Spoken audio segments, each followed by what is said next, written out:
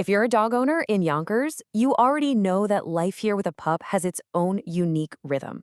So in this guide, we're going to walk through a really clear, practical way to find the right dog trainer who can help you and your dog absolutely thrive in our city. Just imagine it. Confident walks past all the hustle and bustle of Getty Square, or just having a dog who's calm and relaxed in your apartment.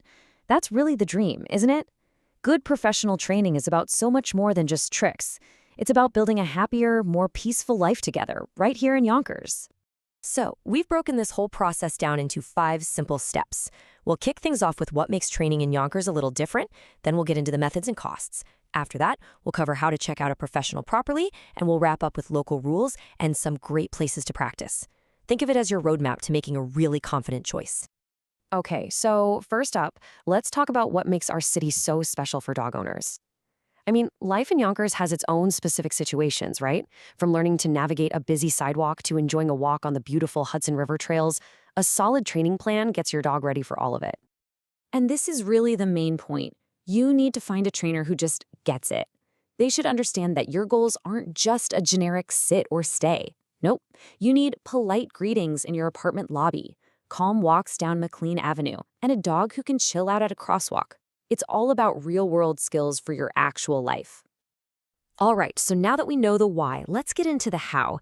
This next part is all about understanding the most effective training approaches and the different ways training can be delivered, so you can find what works for you. You're going to hear this term a lot, and for good reason. Positive reinforcement is pretty much the gold standard in modern dog training. So instead of using force or fear, it's all about rewarding your dog when they make a good choice. This builds an incredible amount of trust and makes your dog want to listen to you, which, is pretty essential in a busy city. So how does this training actually happen? Well, you've basically got 2 main paths. Group classes are awesome for socialization and for practicing commands with other dogs around, which is perfect prep for a walk along the waterfront. On the other hand, private training is amazing for tackling those issues that happen right at home, like your dog bolting out the door or jumping on guests. It really just comes down to matching the format to your specific goals. Okay, let's talk about something we all have to think about: the budget. Investing in training is really an investment in your life with your dog. It helps to know that the prices here generally reflect the cost of living you'd expect in the New York metro area. Just to give you a quick snapshot, a single 1-hour private session with a trainer is typically going to fall somewhere in this range. This gives you a good baseline to think about before we look at the costs for different kinds of packages and classes. And here you can see the whole picture. A 6-week group class for a puppy or an adult dog is usually going to be a few $100. In-home training packages offer that really personalized, intensive help, and you can see the price reflects that. And then you have board and train programs. They're the most immersive option and, naturally, have the highest price tag.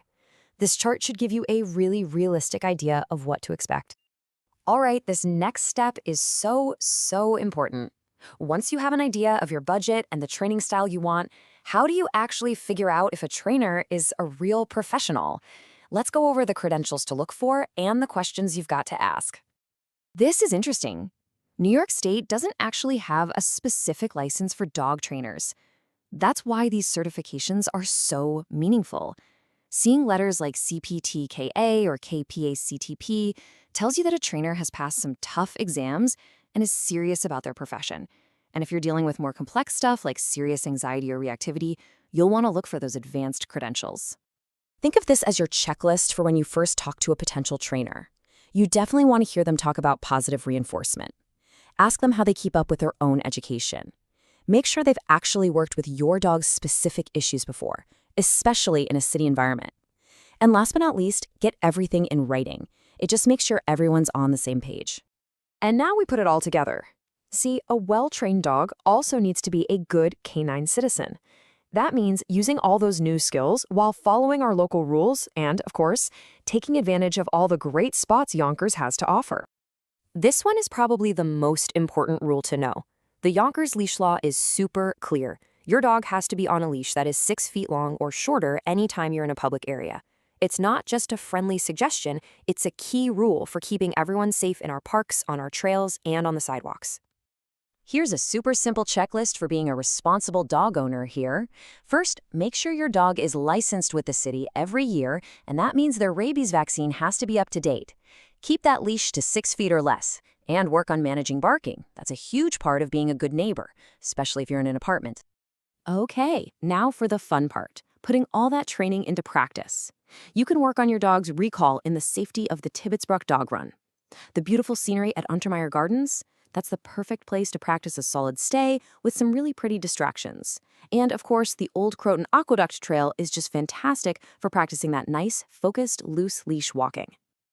So now that we've gone through all these steps, I hope you're feeling ready and excited to move forward towards a better, more enjoyable life with your dog right here in our city.